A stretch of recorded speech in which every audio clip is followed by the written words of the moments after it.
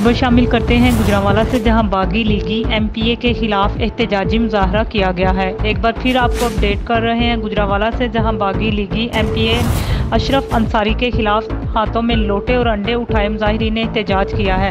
इस हवाले से मजीद बताएंगे आबिद मुगल। जी बिल्कुल शुक्रिया। ये मुस्लिम लीग नून यूथ विंग के कारकुनान की जानब से बागी एमपी अशरफ अंसारी हैं, जिनके खिलाफ एहतजाजी मुजाहरा किया गया है, जिसमें लीगी कारकुनान जो हैं इन्होंने हाथों में लोटे और अंडे उठा रखे थे। इस मौका पर लीगी कारकुनान बागी एमपी अशरफ अंसारी के खिलाफ नारेबाजी करते रहे और इनका ये भी कहना था कि अगर अशरफ अंसारी ने 16 अक्टूबर को रैली निकाल कर हमारा रास्ता रोकने की कोशिश की तो इनको अंडे मारे जाएंगे। लीगी कारकुनान ने लोटों और अंडों पर गो अशरफ अंसारी के नारे भी दर्ज कर रखे थे और मुजाहरे के दौरान कारकुनान अशरफ अंसारी को गंदा अंडा भी कहते रहे।